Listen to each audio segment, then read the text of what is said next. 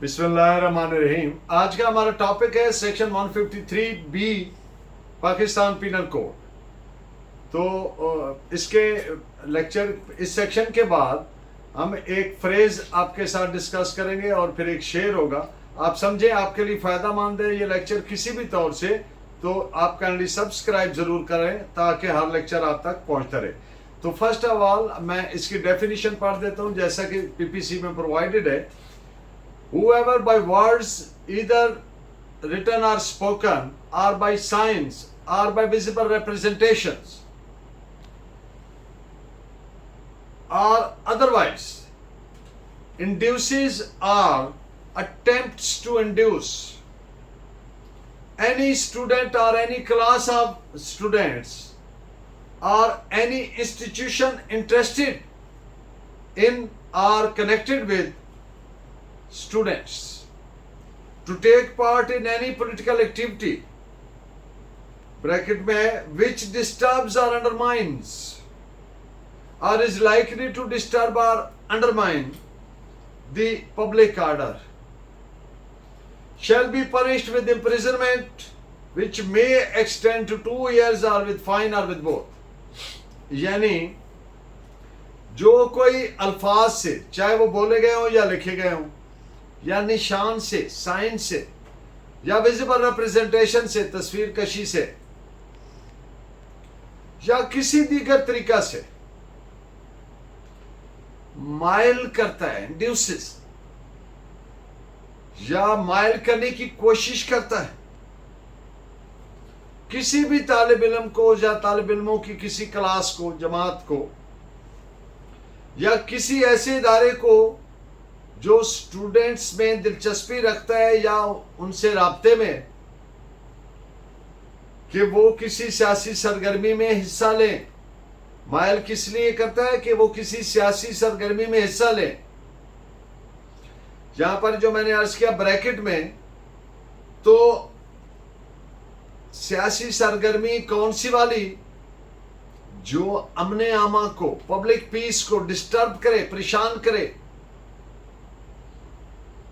یا انڈرمائن کرے، کھوکھلا کرے یا ڈسٹرب کرنے یا انڈرمائن کرنے کی کوشش کرے، تو اسے 2 سال تک سزائے قید یا جرمانہ یا دونوں کی سزا دی جائے گی.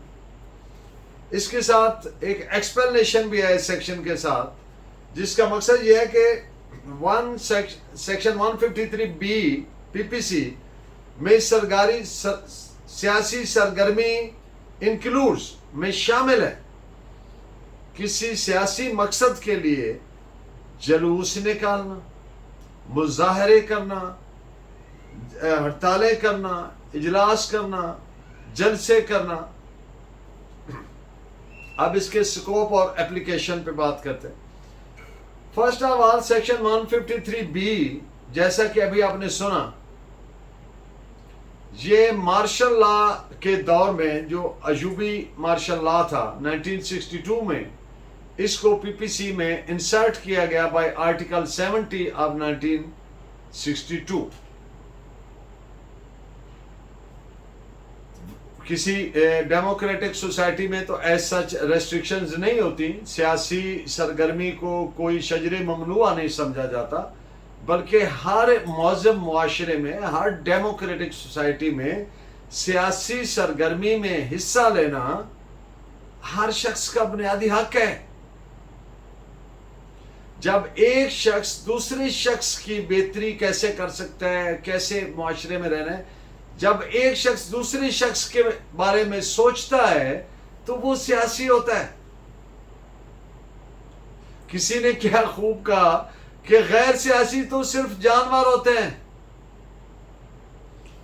تو لہٰذا اس طرح کے نابے روزگار نمونے قسم کے قوانین ہمیشہ اس دور میں آتے ہیں جب جمہوریت کو دبایا جائے، سلب کیا جائے، لوگوں کو سیاسی اور جمہوری حقوق سے محروم کیا جائے.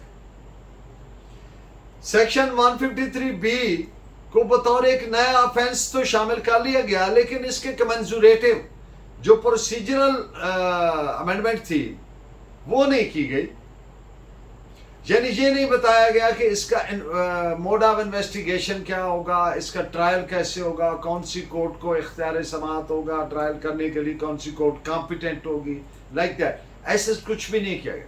یہاں پر ایک بات یاد رکھیے کہ کورٹس کے پاس انہیرنٹ پاورز استعمال کر کے بھی یہ اختیار نہیں ہے کہ وہ پروسیجرل لا لے ڈاؤن کر دیں از خود. یہ ممکن نہیں ہے. اس پہ آپ ایک ججمنٹ بھی نوٹ فرمائیں. P L D 1965 Dhaka page 348. آج کا میں ایک فریز آپ سے ڈسکس کروں گا، کسٹوڈیل کلنگ، ماورائے عدالت قتل. اور ایک اور فریز جو آج کل بہت کامن ہے ہماری سوسائٹی میں یوز ہوتا ہے، مسنگ پرسن. یعنی کسی شخص کو غائب کر دینا. کوئی شخص ملنا ہی نہیں ہے، مل ہی نہیں رہا کہ کدھر ہے. That is being termed as missing person. جیسا آپ جانتے ہیں پاکستان کے کانسٹیٹیوشن 1973 اس کے آرٹیکل 4 کے مطابق ہر پاکستانی شہری کا بنیادی حق ہے to be treated in accordance with law. اور آج ایک نیا آرٹیکل بطور فنڈامنٹل رائٹ ایڈ کیا گیا ہے، دیٹ از آرٹیکل 10A. وہ بنیادی حق فنڈامنٹل رائٹ کے طور پر اس کو ڈکلیئر کیا گیا ہے کہ ہر شخص کا فنڈامنٹل رائٹ ہے کس چیز کا؟ فیئر ٹرائل کا. اور فیئر ٹرائل انکلوڈز، چاہے وہ انکوائری ہے، چاہے وہ انویسٹیگیشن کی سٹیج ہے، چاہے کورٹ کے سامنے ٹرائل ہو رہا ہے. ٹرائل صرف وہ نہیں ہوگا جو کورٹ کے سامنے. اس کونوٹیشن سے، اس ٹرم سے مراد کوئی بھی فورم ہے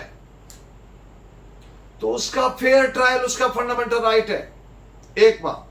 اب سی آر پی سی ساری کی ساری ایک چیز پر فوکسڈ ہے، that is protecting the fundamental rights of its citizens. مثلا ایک شخص کو پولیس نے حراست میں لیا تو C R P C is there, how he is to be treated. 24 گھنٹے کے اندر اندر پیش کرنا ہے میجسٹریٹ کے سامنے. ہر بات، ہر پروسیڈنگ، ہر سٹیپ پرووائڈڈ ہے دیئر ان.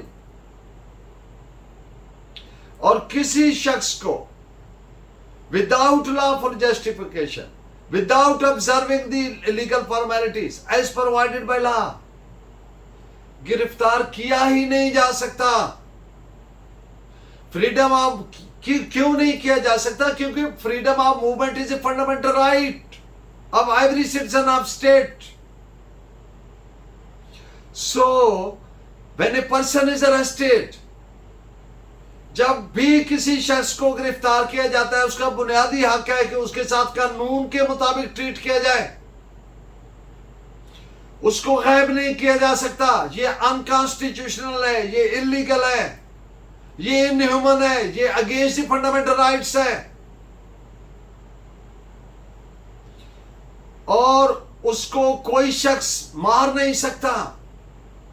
اس کو صرف اور صرف عدالت کے سامنے پیش کرنا ہے. عدالت دیکھے گی ایویڈنس ریکارڈ کرنے کے بعد کہ آیا جرم ثابت ہوا ہے کہ نہیں.